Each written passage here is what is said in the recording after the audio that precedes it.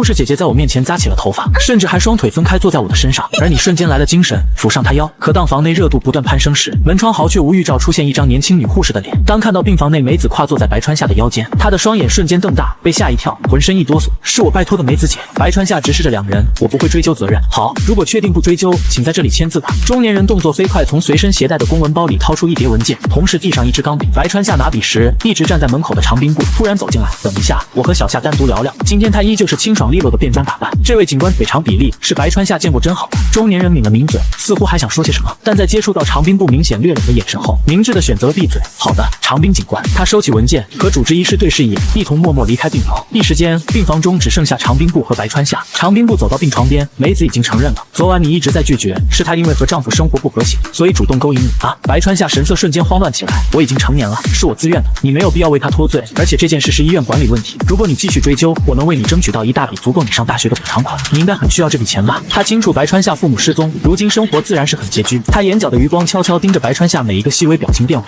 而且你不应该欺骗我。抱歉。白川夏像是做错事的孩子，耷拉着脑袋。梅子阿姨孩子才3岁，她不能失去这份工作。至于我的大学学费，我想找一些兼职，是可以养活我自己的。长兵部盯着他认真表情，毫无预兆的伸出手，快速的在他头上揉搓起来，弄乱他的头发。善良的孩子会更容易吃亏。随后便站起身，遇到搞不定的事情就打我电话。好的，不解。白川夏目送他离开，虽然没有说太多，但能真切感觉到他的动作和看自己的眼神，明显比以往亲近了不少。呼，白川夏长吐出口气，总算是搞定了，向后躺回病床。昨晚被发现是在计划外，没想到因为梅子长时间离岗，那名小护士找他，会正好碰到两人现场。若是让长兵部帮他追究医院责任，自然能获得一笔补偿，但长兵部对他印象分也会下降，还不如做个顺水人情，让长兵部更信任他。反正昨晚是有爽到，至于钱孝死，他都是有系统的人了。系统。白川夏盯着系统界面上任务要求，囚禁女执法官48小时以上，并让他品尝到极致的羞辱。如今实验完技能效果比他预想的更好，怎样才能囚禁长兵部48小时，而且要让他品尝到极致的羞辱？这里可不是异世界。白川夏真正要考虑的难点是在囚禁结束后不能引起长兵部怀疑，否则他哪怕增加了3厘米，下半辈子也只能去监狱度过啊！梅子姐姐，我自己能行。白川夏左手打着石膏，站在病房卫生间马桶前，梅子护士站在他身后，微微倾身，胸口压在白川夏后背上，隔着护士装能清晰感受到挤压带来的柔软。夏天燥热，两人皮肤接触时有一种粘稠感。手上有伤，别硬撑着，在姐姐面前还害羞什么？梅子根本没打算离开，双手从白川夏身后探出，手指在拉链间灵活穿梭，动作熟练，握在手掌中，对准马桶。不用害羞，我孩子趴上卫生间时，我也是这样帮他的。小夏，你就像我孩子一样。白川夏嘴角抽了抽，梅子姐，可你帮你孩子的时候也是这样的手法吗？梅子的手并不只是扶着，指尖在有节奏撸动。本就燥热的夏天，这一下伴随着呼吸更加燥热了，因为小夏是特别的有。梅子显然是放飞自我，嘴上说着不要，身体不是挺诚实吗？梅子姐姐，你这样我根本尿不出来啊！白川夏神色窘迫，真可爱。梅子见他窘迫表情，满意笑，重新对准马桶。白川夏松口气，很快释放完。梅子拿出卫生纸为其擦拭干净后，才扶着白川夏回到病床。谢谢，梅子阿姨。白川夏语气真诚，这些天多亏梅子悉心照料，加上年轻就是好，已经能下床走路，虽说走不快，站久了腰疼，不用对我说谢谢。梅子一边收拾床铺，熟练抚平褶皱，一边说道：如果不是你放弃让医院赔偿，我恐怕也没办法继续在这上班了。呵呵，白川夏笑笑，谁让我长得帅，魅力大，毕竟也不能全怪梅子姐啊。上次事件后，白川夏不追究后，医院便让梅子正常上班，并没有做出处罚。至于说影响，医院有位身材婀娜的姐姐喜欢晚上袭击病人，这种事情如果真能传出去，医院领导的笑醒。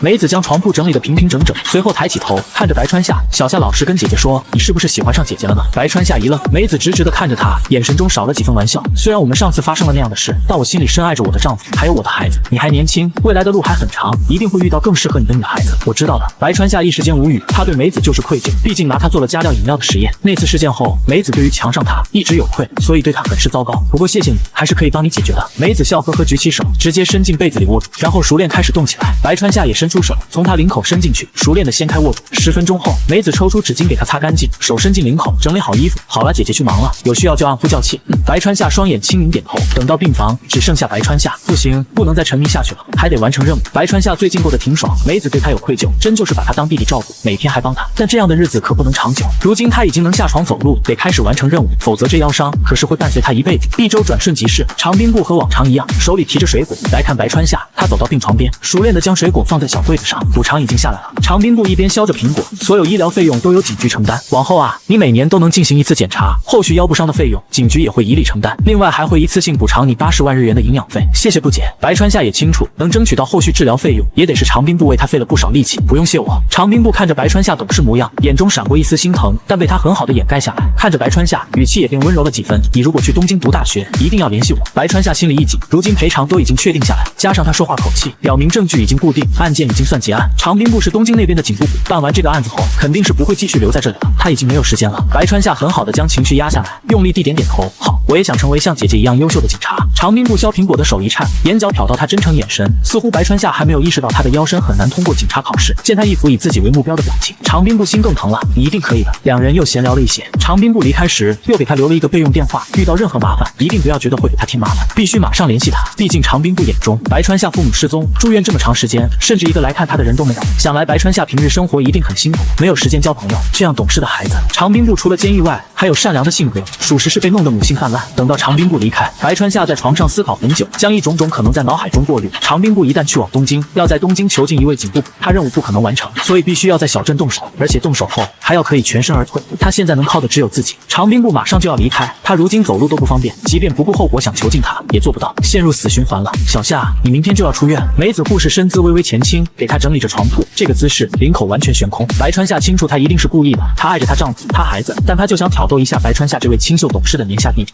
谢谢梅子姐这段时间对我的照顾，我已经能下床了。说罢晃了晃手臂上的石膏，只是左手有些不方便，但我也不能一直赖在医院里给你们添麻烦呀。梅子停下手中动作，眼中有些心疼，真是个懂事的孩子。话音刚落，他像是突然想起什么，身子猛地前倾，靠近白川夏的耳畔，轻声说道：今晚姐姐给你礼物庆祝你出院。他说话时手划过白川夏大腿，熟练隔着床单摸了摸小夏，然后冲他眨眨眼后快步离开。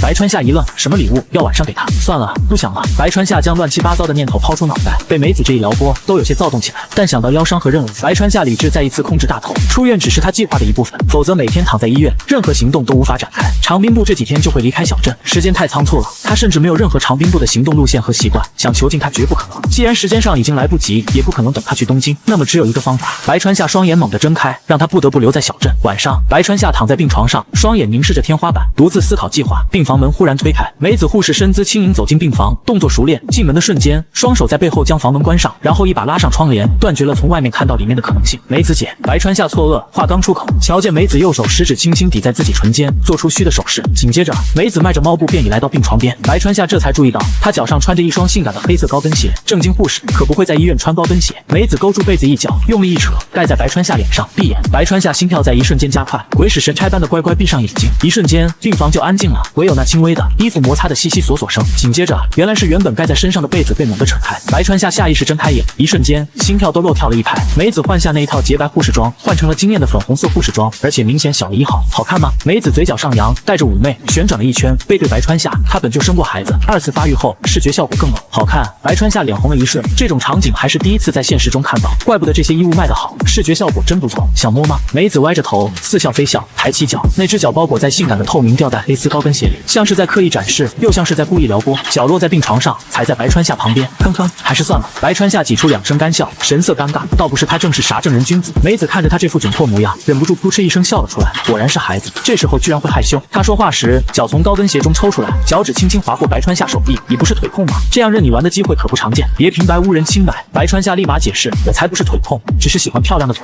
而且白川夏强忍着目光从他身上挪开，梅子姐，我不想破坏你家庭。梅子眼中闪过一瞬间诧异，马上变成笑，说什么呢？只是和平时一样，帮你处理一下而已。今天是最后一次，所以穿的特别一点。白川夏听到解释，只要不进去就不会中毒，缓缓伸出手握住脚踝，细腻滑的黑丝触感瞬间从手上传过来，不要动。梅子收回脚，双手往后竖起长发，直接走上病床，和他面对面坐下来，两只脚伸出来，舒服吗？白川夏咬牙，还行。就在白川夏咬牙时，忽然停下，反而按住小夏头。白川夏错愕中，梅子忽然身体向后倒下，平躺在病床上，笑道：请下小朋友接收礼物哟。他说着拿出眼罩遮住自己双眼，然后平躺在病床上，不再动作，仿佛是一具没有生命的娃娃。白川夏一愣，猛地反应过来，他嘴里的礼物就是他自己，这是闭上眼随便他折腾。夜晚少妇被一群混混拖进公寓，身上的衣服也被撕开了一半，女人跪在地上声泪俱下，将孩子牢牢抱在怀里。我只借了你们20万，可我已经还了你们100万了。这位太太，利息可是白底黑字写着，你难道想不认吗？而你作为唯一的目击者，把自己遮得严严实实，而且手里还拿着一根棒球棒，直接将强壮的中年刀疤男直打倒在地。女人惊恐地瞪大眼睛，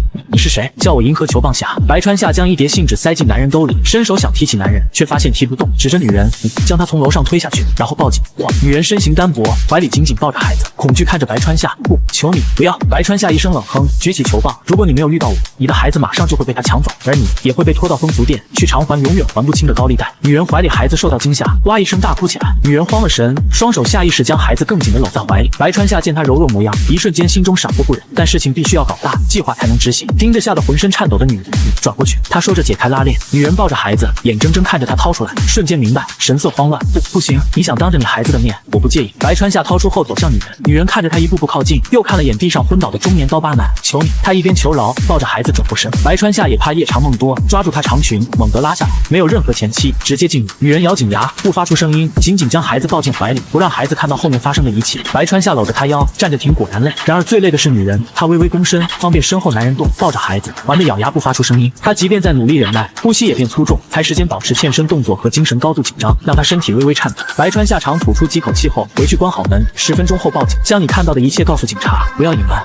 好的。女人抱着孩子飞快进屋，关门前动作迟疑了一下，谢谢。白川夏见四周无人，穿好裤子，看地下刀疤中年人，他此刻完全不省人事，真重。白川夏费力将他拖起来，推到身旁，过到阳台，随后一推，楼下传来重物落地的声音。白川夏瞟了一眼，即便是从2楼摔下去，依旧没有醒来。他威胁女人，只有这样才能让他在警方那里的危险性进一步提高。半小时后，这栋公寓被警车包围。景子女士，请将您看到的复述一遍。中年警察正在做笔录，突然一名年轻警察慌慌张张跑来，手里拿着一张 A4 纸。队长，我们在被害人衣兜里发现这个，我看看。中年警察接过 A4 纸，只见上面写着：长滨部警官，非常抱歉以这样的方式和您相识，但请您答应我冒昧的请求，无条件释放本田雄，否则我今天发生的事将在小镇上随机发生，希望不会给您带来困扰。这是威胁信。中年警察认识长滨部，是东京那边来办案的职业组警部，本田雄就是他逮捕的嫌疑犯，抓捕时还开车撞了无辜路人，辛苦是抢救及时才救活过来。通知长滨部警官先收队。中年警察对着慌乱中的景子女士道：景子女士，抱歉，我们需要您和我们回一趟警局。警局里，长滨部抬手敲开办公室门，他正在旅馆收拾行李，被一通电话紧急叫来。办公桌后坐着一名年轻男子，线条硬朗，见到长滨部进来，立刻站起身，抱歉长滨警部，私人时间给您添麻烦。山下警部，该说抱歉的是我们，这次的事情让您跟着受累。长滨部眉头皱到一起，那份信呢？山下寻与他同属职业组，他只比长滨大3岁，就已经是警部，调来这小镇警局，是典型的镀金，显然家中在警界都有过硬关系，用不了多久就会调回东京。他这种纯靠自己考入的职业组，和山下寻这种警界世家完全是2个阶级。不过这次逮捕行动，山下寻一直全力帮助他，他能为白川夏争取到那些补偿，也是欠了他人情。这里，山下寻目光依依不舍从长滨部脸上挪开，递过来一件证物袋装着的4纸，伤者叫山本龙二，是一名金融公司收债员。他今晚在向景子女士收债时，受到不明人士从背后偷袭，被球棍攻击后脑后昏迷，又被嫌犯从2楼过道丢下去，如今人在医院，身体多处粉碎性骨折。毫无疑问，这是一件恶性伤人事件。如果信件上的内容属实，那么这是对整个警察系统的挑衅。不对，长滨部摇头，将信件左右翻看，他的目的并不是让我们释放本田雄，正常人都知道，警方不可能受到这种威胁而释放罪犯。山下寻点头，长滨警部，您认为罪犯目的是什么？长滨部沉默一会，行凶者和山本龙二有仇，通过挑衅警方，让我们调查山本龙二所在暴力集团。我也觉得这个可能性最大。山下寻拿出一叠资料递给长滨部，这是目击者景子女士供词，袭击者戴着兜帽口罩，看不清脸，自称银河球棒侠一击就敲晕了山本龙二。一击，长滨部看着照片上，身高超过1.8米，满脸横肉，脖子有下巴粗，一看就知道有格斗功底的山本龙二。没错，一击。山下寻抬手做了一个挥舞球棒的动作，只有一棍就将山本龙二砸到昏迷。据医院那边的消息，受害者一直到送到医院依旧昏迷超过半小时才醒来。这是验伤报告。山下寻说完，嘴角露出自信笑容。不过这位银河球棒侠未免太小看我们警察了，希望他被戴上手铐时，他能笑出来。长滨部一愣，拿起验伤报告，匆匆瞟完，随后摇摇头。验伤结果是遭受到左手持球棒攻击，嫌疑人特征左撇子，身高175左右，男性，身材健硕，大概率有格斗功底。长滨部说完，紧张神色也明显放松。这样的特征实在太明显，小镇上居民也不多，稍打听，想找到符合特征的嫌疑人并不难。他思索后又补充道，有没有可能嫌疑人故意使用左手？不，这个玩笑并不好笑。山下寻语气轻松，耸耸肩，那这位银河球棒侠得有超能力才能办到。长滨部也觉得是自己多虑了，他眼角多看了一眼山下寻，他刚才对他称呼成职位是直呼名，他不确定山下寻是不是口误。我明天也加入调查小组吧，虽然大概率是嫌犯借用本田雄的名义，但毕竟无法证明两者无关，得逮捕到嫌疑人才能结案。山下寻站起身，神色认真，1个星期我将亲自逮捕到嫌疑犯，很抱歉让您回东京时间推迟，非常感谢。长滨部也赶忙鞠躬。白川夏回到家后，小心翼翼拿出套子，将其倒在一个熟料瓶中，然后加入纯净水，再写上日期，他需要进行实验才能知道液体中毒的效果。离开身体后多长时间还能保持效果，这些都影响到他后续继续。白川夏扶着腰跌回床上，刚才吵单亲妈妈，为了快点搞完，挺太快，本就不好的腰现在疼得厉害，抱歉。白川夏默默给那位单亲妈妈道歉，虽然确实是救了她，但也是事实，只有这样警方才会想逮捕他，而案件与长滨部手中本田雄案件有关，他无法结案，就只能暂时留在小镇里。白川夏躺了一会后拿出手机机，打开本地论坛，他总不可能将普通人当成攻击目标，而论坛上就会有很多法律处理不了的家伙，这些就是他的目标。白川夏目标很明确，必须要让警察动起来，去逮捕那个球棒侠，但又不能搞得太严重，若是变成重案，就会从其他地方调来警察，他必须控制好其中度，才有可能实现囚禁长兵部的计划。时间来到第二天，白川夏在家里一点点打扫卫生，听到敲门声，看到长兵部站在门口，手里提着购物袋，他今天穿着便衣，牛仔裤下一双又长又直的大白兔。白川夏一脸惊喜，长兵姐不请自来。长兵部笑着举起购物袋，让你尝尝我手艺。他进门后一边换鞋，下意识白川夏左手看到上面打着石膏，好些了吗？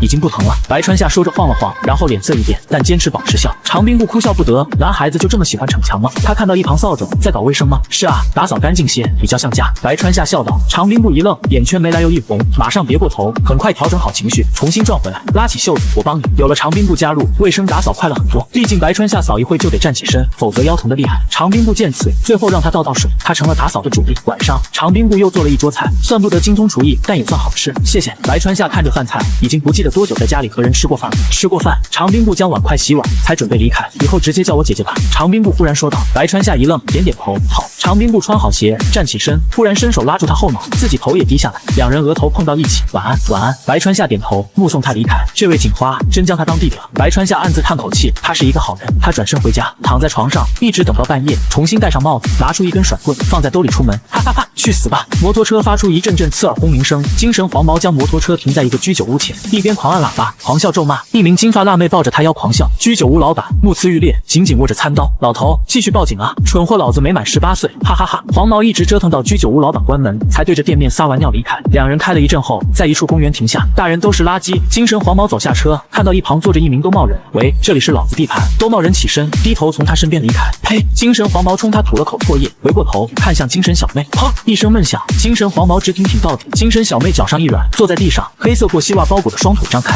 是谁？不要杀我，求你！白川夏走到他面前，解开拉链。为了48小时都能舔警花姐姐绝美玉足，你直接化身夜间棒球侠，将作恶多端的黄毛打倒在地。看着精神黄毛直挺挺倒地，精神小妹张大嘴巴瘫倒地，你直接一甩棍顶住他的后槽牙，瞬间让他无法呼吸。他想咳嗽，嘴却被堵住，发出痛苦呜咽声。他痛苦挣扎，却又不敢用力惹怒白川夏，两只手在空中挥舞，窒息感让他鼻泪横流。白川夏感受了一下，就马上收回，声音冰冷，闭眼。他没有任何威胁，但一旁一动不动、生死不明的精神小伙，就让精神小妹生不起任何反抗心思，强忍着嘴里痛饮，闭上眼。精神小妹知道这是什么，这只恶魔将她当成了卫生间，眼泪从紧闭的双眼流出来，但因为恐惧，让她除了屈辱和颤抖外，什么都不敢做。白川夏眯着眼，手中拿着一个矿泉水瓶，他可不是变态，先对他嘴里，再让他闭眼，都是为了给他心理暗示。混着这含有液体中毒技能效果产生液体的矿泉水，倾倒进他嘴里，看着他在不甘中喉咙将其吞咽下去。白川夏悄悄将矿泉水收进兜里。这个偏僻公园晚间根本不会有人来，才成为精神小伙盘踞位置，他可以尽情做实验。精神小妹悄悄睁开眼，眼角一直偷看精神小伙，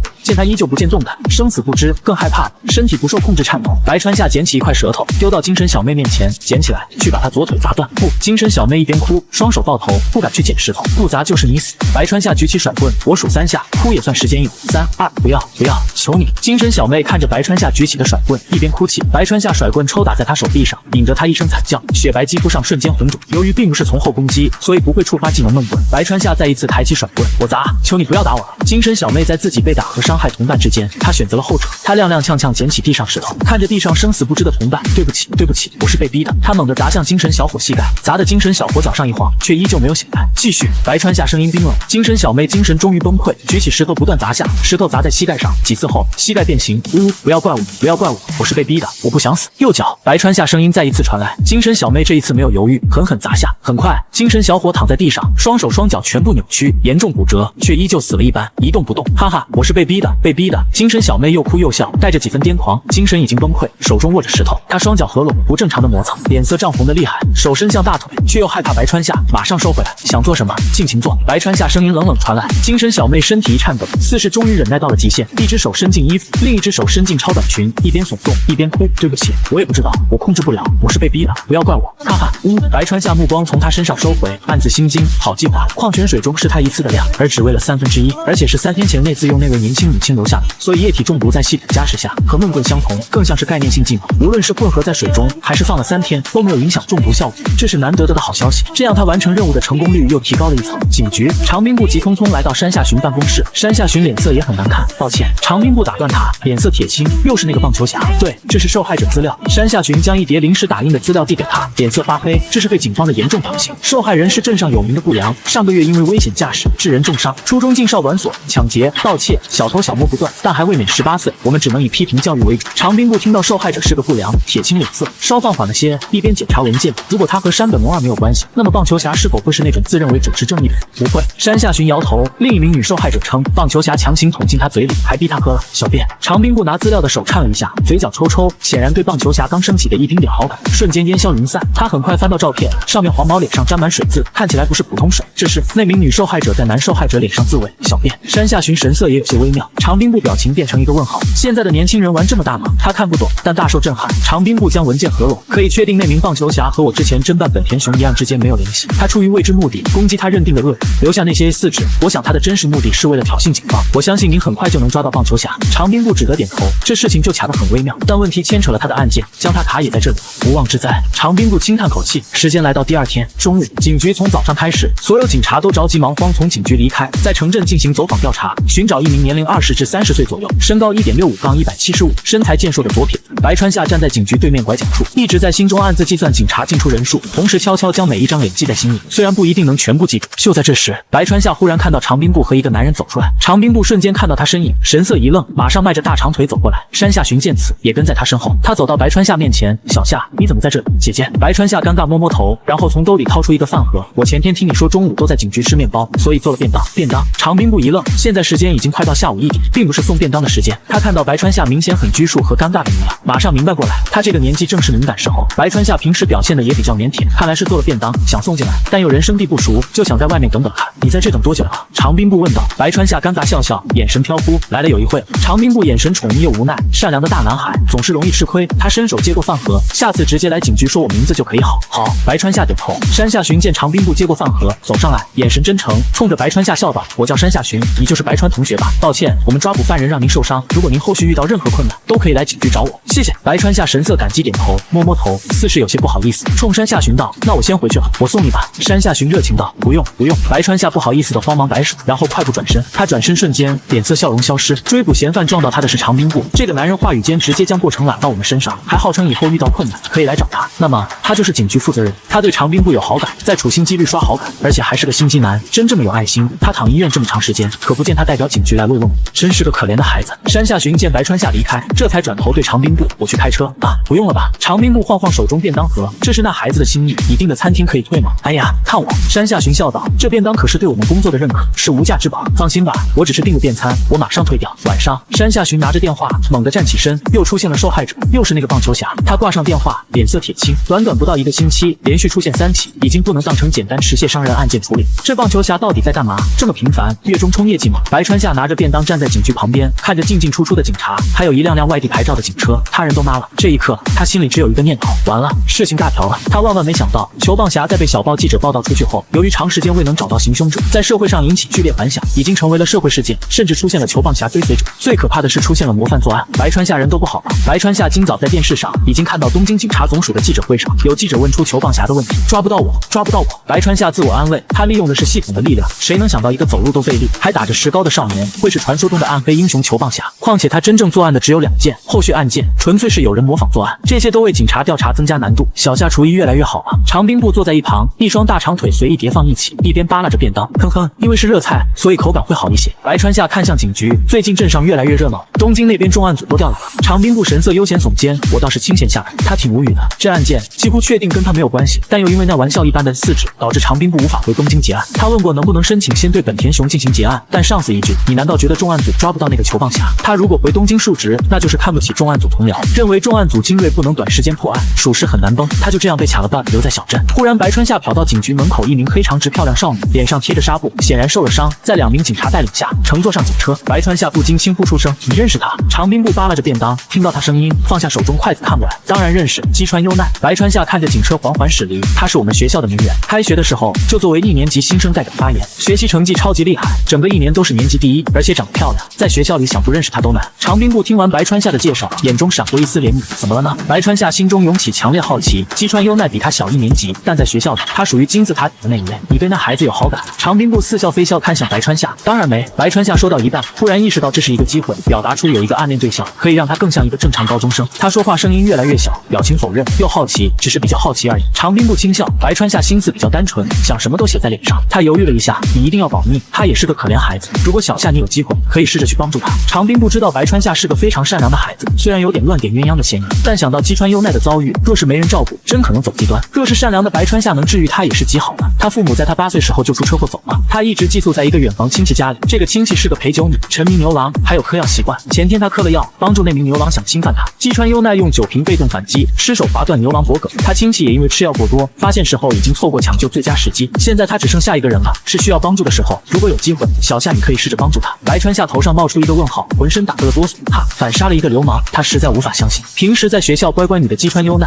能反杀壮年男性。长兵部显然也觉得这个女孩战斗力有点过强了，在危险情况下，为了保护自己，往往能爆发出自己也想不到的力量。他和你一样是个好孩子，我去时候医生已经放弃抢救了，是他哭着坚持要抢救，哭着说这是他唯一的亲人了。长兵部说着眼圈都开始泛红，白川夏也跟着叹气，懒得想了，和他也没关系，那样的校园明星和他反正也不会有交集。然而第二天下午上车，长兵部将警车停在他家门口。姐姐，这是？白川夏挺猛的，别废话。长兵部指着后座，似笑非笑，干正事。我要去击川优奈家，你暗恋他，现在可是表现的最好机会，这可是我第一次以权谋私，快上车。白川夏表情保不住了，差点当场破防。昨天干嘛莫名其妙嘴贱一下？男孩子勇敢一点，别害羞，快上车。长兵部其实并不看好两人，不过击川优奈那样善良的孩子忽遭变故，而白川夏也是一个善良的孩子，两人都是孤儿，都是善良的孩子，相同遭遇会让两人更容易走近。他离开小镇后，害怕这两个善良的孩子吃亏，让互相认识，有个照应才是他的真正目的。击川优奈就住在这里。长兵部走到公寓门前，侧头对白川夏挑挑眉，紧张吗？白川夏站在长兵部身后，忍不住看他后脑。自从拥有闷棍后，总是下意识看人后脑，现在将他一棍子敲晕，然后拖回家里凌辱48小时，完成任务。长兵部虽然胸不大，但他腿长啊，摆好姿势能玩1年。为了每天体验挤牛奶的快乐，于是我收集各式各样的美女，还贴心给他们喝草莓味的哥布林饮料，只因我觉醒一统天下的能力。此时长兵部发现身后出现一个戴着兜帽的男人，当男人拐过路口的瞬间，一个鞭腿扫过来，男人神色慌乱，伸手格挡，大长腿力道却大得可怕，踢在他手臂上，将他身体踢得向后倒去。长兵部收腿瞬间俯身向前，抓住他一个手臂，猛地一拧，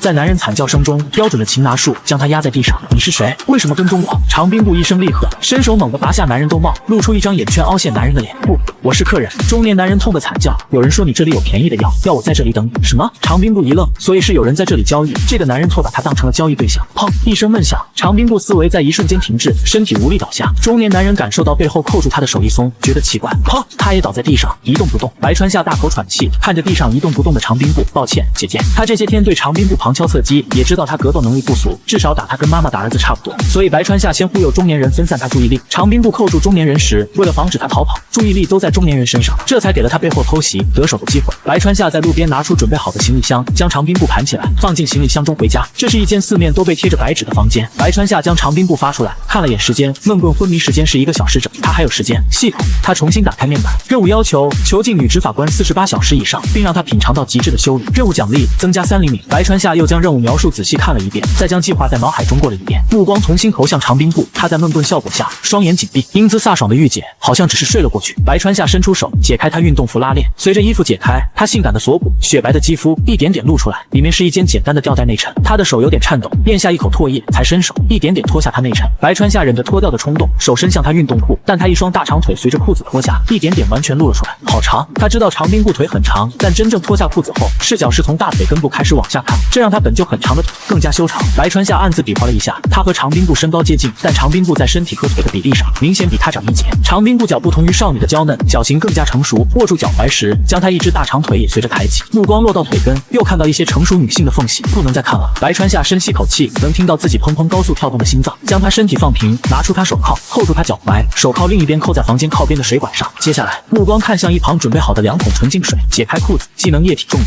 这就是囚禁长兵部48小时正常人需要的用水量。白川夏在涂完后，眼神恢复清明，小心翼翼将长兵部运动胸衣整理好，掏出湿纸巾将他手指上沾的一些也擦干净。抬头看到长兵部英姿飒爽的脸颊，忽然一阵羞愧感油然而生。我真不是人，不解将他当成弟弟，自己为了完成任务，却又是拿他冲又揉的。白川夏的自责随着贤者状态结束，又一次将目光落在他玉足上。他拿起纯净水瓶，走到长兵部脚边，伸手握住他脚踝，忍住张嘴冲动，将2只脚合拢放在小夏上。随着一束束毒药射进纯净水瓶，很快和周遭融化。白川夏又拿起他手腕，将上面的时间调快了12个小时，再将周围一切检查完毕，给他灌了一口加料的纯洁水，才离开房间。整个房间中剩下浑身上下只穿着内衣裤的长兵部。长兵部缓缓睁开双眼，只觉得后脑传来一阵强烈的眩晕感，令他一阵恶心。脑地前的记忆潮水般瞬间涌上心头，最后后的意识，联系上后脑刺痛，这种招牌式的作案手法。球棒侠，长兵部猛地瞪大双眼，随后否决。球棒侠攻击目标很明确，不大可能找他。他快速环顾四周，看清所处的环境，这是一间不足20平米的小房间，四面墙壁都贴满了白纸，墙角处吊着一台老旧的电视，正开着，上面闪着雪花，极其诡异。长兵部试图站起身来，右脚上传来一阵拉力，差点又让他摔倒在地。他下意识地低头，只见右脚踝处一副手铐将他和一根水管紧铐在一起。这时长兵部才惊觉，浑身上下竟只剩下内衣内裤。他脸色一沉，手臂下意识地遮住胸口，眉头紧锁在一起。发生了什么？他也不是小白花。他急忙检查身体，很快除了衣服被脱掉不见了之外，并没有其他伤痕。这一发现却没有让他任何放松，脸色更加难看。这是一场针对他的有计划的阴谋。这一刻，无数可怕念头在他脑海中冒出来。他是警部补，但并没有牵扯进一些大案，所以报复的可能性先排除，然后是器官买卖也排除。他毕竟是警部，绑架他性价比太低了。长兵部种种可能性一一排除，排除掉所有不可能，哪怕结果太离谱，但也是事实。他被大人物看上，将他绑架，要调成奴隶。长兵部也清楚这个猜测很离谱，但能够针对他设计一场绑架，必定是知道他身份，而绑架他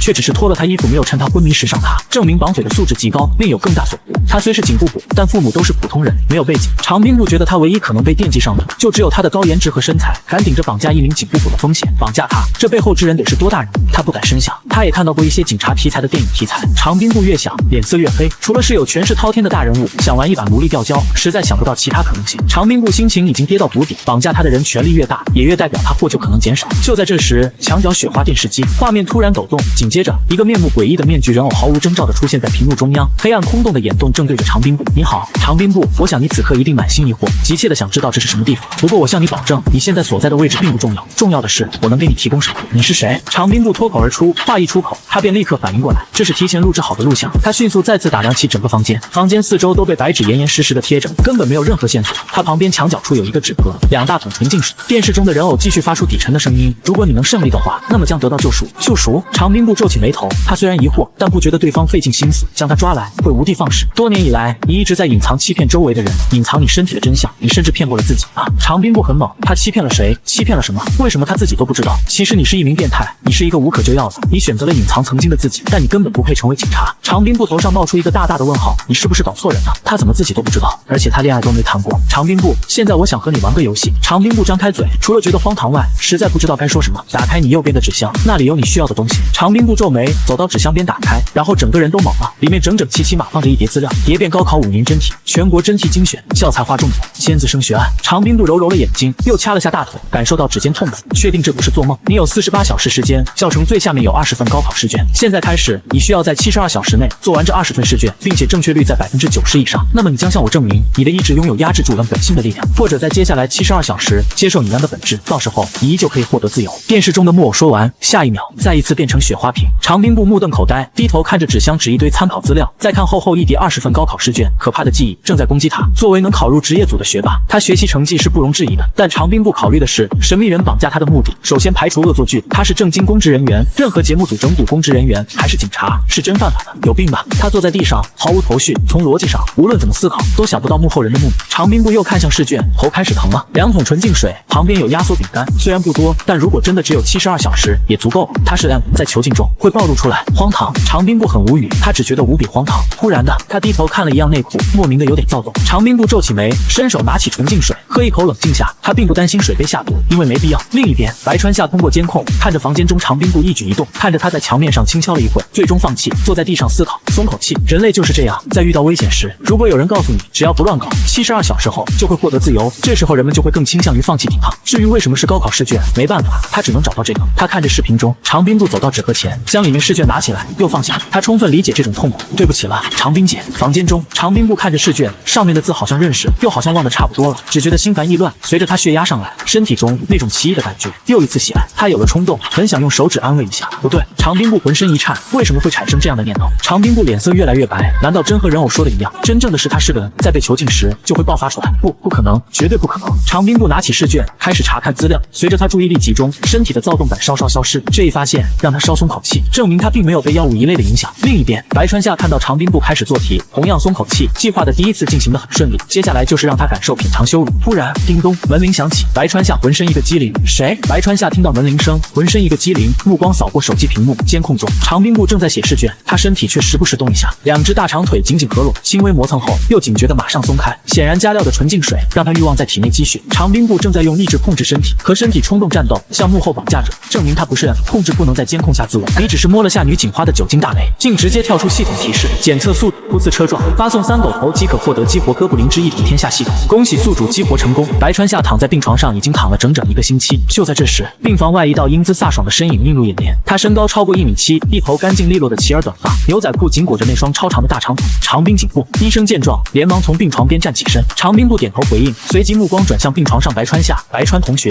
感觉怎么样？恢复的还好吗？他一边说着，一边将手中提着的水果塑料袋放在床边的小桌上。谢谢，长兵姐。白川夏接过苹果，神色复杂，我已经好多了。长兵部追逐逃犯，才导致逃犯撞了他。长兵部知道他没有家人后，这些日子更是为他忙前忙后。就在这一瞬间，白川夏面前忽然跳出面板，丁，哥布林幼崽的你，刚踏出洞穴遭到魔兽袭击，路过的女执法官救了你。作为一只立志统遍大陆的哥布林之王，区区救命之恩根本不会让你动摇。你决定让眼前的女执法官成为你传奇路上的第一件玩具。任务要求：囚禁女执法官48小时以上，并让她品尝到极致的羞辱。临时技能：闷棍，从背后用棍状武器攻击后脑时，无视敌我实力差距，造成100%1小时眩晕效果。提示：请善于利用你幼崽身份让他放松戒备，从背后偷袭，拖进洞穴，让他变成只会流口水的热兵器。任务奖励：增加身体任何部位3厘米。白川夏嘴张大，看着眼前英姿飒爽的长兵部，再低头看他鼓鼓的腰间，那绝对是手枪吧？能随身带枪的警部，让我囚禁他，还得超过48小时，还让他品尝到极致的羞辱。而且这奖励有个毛用啊！长兵部还是警部，能随身配枪的警部，绝对是重案组一类的警务机构。就他飒爽身姿和颜值，绝对是受人关注的警花。他若是忽然失踪，一定会是捅了马蜂窝。他属下和警局同僚，能把这个小镇挖地3尺，将正在透警花的他撕了。小夏，长兵部注意到白川夏忽然发呆，小声呼唤。白川夏回过神来，隐藏起心中那些胡思乱想，脸上恢复腼腆笑容。没事，马上高3开学，我答应过朋友要考去东京大学，现在我感觉好多了，得开始复习才行，可以吗？上山医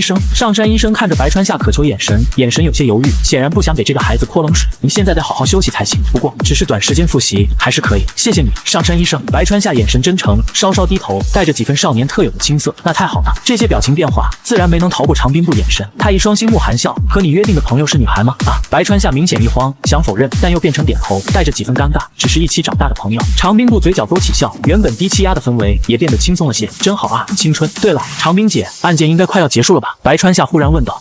长兵部点头，他现在对白川夏没有提防，线索已经收集完，剩下得去东京结案。放心吧，坏人一定会被绳之以法。好，白川夏像松了口气，心中却在暗道糟糕。长兵部是东京的警部，来这里属于联合办案，如果去东京结案，那么他留在小镇的时间就不多了。好好休息。长兵部抬起手腕看了眼时间，朝医生点点头，两人一同走过过道。长兵部刚走出门，脸上笑容就消失了。上山医生，这次车祸会对他未来造成不可逆伤害吗？会，腰椎受伤仅靠自身是无法完全复原，具体后遗症目前无法断定，但他未来肯定无法再做剧烈运动。长兵部早就了解过，听到此答案，头微微低下。这位英姿飒爽的警花显然很自责。上山医生，我后天要送嫌疑犯去东京，一直到彻底结案，都得待在那边，这孩子就拜托您了。两人对着鞠躬的一幕，透过窗户对病房中白川夏看到。白川夏眯起眼，刚才那些学习啊、恋爱啊之类的话题，当然是他故意表现给两人看的，扮演一个符合传统印象的好孩子，能够很好的减轻人的防备心理。很显然，长兵部不会在小镇待太久，得想个办法将他留下来。白川夏看着面前系统上的显示，虽然增加3厘米对他而言并没有用，但这是第一个任务，只有完成才有可能获得他真正需要的奖励，治疗他腰部损伤，否则他未来就一直存在着瘫痪风险。白川夏必须想清楚，这可能是他此生唯一的机会。第二天，护士长给白川夏例行检查完，小夏，上山医生说你需要帮忙购买一些学习书籍。是的，梅子阿姨，给您添麻烦了。白川夏神色腼腆，看向梅子，梅子是护士长，27、8岁的模样，是个3岁孩子的母亲。这个年纪正是女性魅力肆意的时候，生了孩子后2次发育，给她检查时弯腰，领口处便能瞥见了，晃得人移不开眼。白川夏稳了稳心神，对了，梅子阿姨，四通路上书店旁边有一家大福店，我来医院后都没有吃过甜食，阿姨您可以随便帮我买点回来吗？当然可以哦，那你准备用什么感谢梅子阿姨呢？梅子笑着眨眨眼，然后看着白川夏有些害羞窘迫的表情，很满意。白川夏害羞低头，我会请梅子阿姨吃大福，她的技能液体中毒，只要让人吃下就能起作用。白川夏半倚在病床上，看着梅子护士长离开的背影，成熟女性独有韵味具象化，带着一股撩人的味道。不行了，白川夏收回目光，调整了下姿势，只感觉小夏疙瘩不舒服。刚才梅子低头给她检查时，绝对知道领口处露出来了，也知道她看到。白川夏稳定心神，他想要完成任务，首先得让长兵部警官留下来，然后才能计划囚禁他的事。白川夏安静躺在病床上，心中一遍遍复盘整个计划。如今他这般模样，除了思考，其他事情也做不了。随着太阳潮落下，白川夏终于听到过道熟悉的脚步声。梅子护士长笑盈盈走进来，手里提着一叠高3学习资料书，另一只手拎着打包好的大福。闷热的夏天去外面购物，让他额前碎发被汗水浸湿，护士服也印出了几处汗渍。给你学习资资料和大福，还送了2杯饮料。谢谢，梅子阿姨。白川夏故意没看待包装精美的大福，眼神直勾勾地盯着参考书，迫不及待地伸手接过后，立马翻开看了起来。梅子护士长微微一愣，显然没料到这孩子对学习如此痴迷。随即他嘴角勾起温和笑意，没再多说什么，将打包好的大福和饮料放在病床边柜子上，转身离开了病房。白川夏眼角余光一直留意着梅子，等到梅子脚步声彻底消失，才放下书，看向那2杯饮料。他清楚那家大福店的规矩，购买大福便会赠送特色酸梅汤，这才是他的目的。待过道里彻底没了动静，白川夏跟做贼似的，小心翼翼扯出一叠卫生纸，心虚的往门口方向瞟了好几眼，将卫生纸塞进被子里，闭上眼。他幻想着护士长祝丽奈的那段日子，偶尔在夜深人静时会瞥见麻妃阿姨从浴室出来的惊艳一幕。她刚洗完澡，长发湿漉漉披散在肩头，水珠顺着发梢滑落。她身上仅披着一件超薄黑纱睡衣，足以让任何男人心醉神迷的致命诱惑。还有那么一次，麻妃阿姨喝了些酒回家，丽奈也去闺蜜家过夜，是她开门，就正好落进她怀里。只见她双颊红晕，眼神迷离。白川夏抱着她柔软身体，目光一直落在她的脚上，像被施了定身咒，再也挪不开分毫。鬼使神差之下，他的手不受控制的悄悄伸了过去，轻轻触碰了一下那黑丝玉足。麻妃阿姨对此毫无察觉，好像已经完全醉去。握住阿姨脚的那一刻，他脑袋嗡的一声炸开，血液都沸腾起来，只想当场就开蹭，但好在残存的最后一丝理智勒住了他，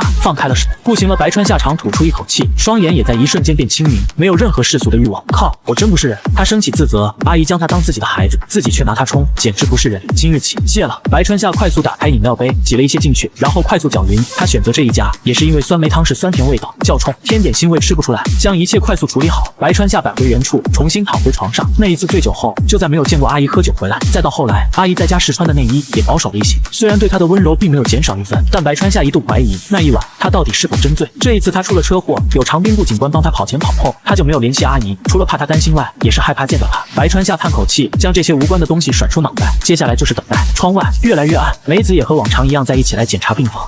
抱歉，梅子阿姨。白川夏像个做了错事的孩子，神色尴尬，刚才看书看得太入神了。没关系哦。梅子笑笑，瞥见那打包的大福仍旧原封不动，笑嘻嘻的在床边坐下。我已经等不及了。白川夏动作自然，先拿起没加料的那一杯。梅子撕开大福的包装，咬了一小口，一脸幸福又自然的伸手拿起那杯酸梅汤，喝了一大口。白川夏暗地长舒一口气，主动找起话题闲聊起来。他心中也没底，不知道技能到底有没有用，心思全然不在聊天上。好在梅子也无所谓，他挺乐意有个人愿意听他讲述一些家庭烦恼。但渐渐的，白川夏察觉到梅子的状态开始有些不对劲起来。梅子的坐姿越来越不自然，身体仿若有小虫子在爬，时不时轻轻的扭动一下。他手指不经意的拨动了一下领口。小夏。梅子眼神逐渐变化，你试过女人的滋味吗？小夏。梅子护士在喝下加料的饮料后，呼吸都开始变粗，嘴唇娇艳欲滴，声音带着丝丝缕缕蛊惑。现在孩子第一次都很早，你应该有过吧？能和姐姐说说吗？他的话题已经开始朝着私密方向走。梅子姐姐。白川夏无辜，害怕白首先后退，不敢声张，又不知所措，想逃跑，但右腿被吊在支架上，动弹不得，完全就是一副年下兽的窘迫模样。梅子看着白川夏弱弱不知所措模样，心中燥热更加燃烧，呼吸更加出重，故意将手臂稍稍往中间挤压。他的体温在升高，眼神也愈发充满攻击性。不要紧张，小夏姐姐是为你好。梅子瞧见白川夏愈发局促不安的模样，这样的反应更进一步刺激他，让他动作愈发大胆，身体进一步靠过来，身躯便叠在了白川夏的手臂上。刹那间，温软凸起压着他的手臂，好软，极具冲击力的触感。白川夏手臂上像被电流击中。与此同时，梅子手灵活地从被子边缘探入，一点一点地向着白川夏的衣服摸索而去。指尖在他腹部慢悠悠地画起圈来，他显然并不止如此，手指很快向下，指尖点在头上，撩人的电流瞬间从小头传到大头。等等，梅子姐姐，请不要这样。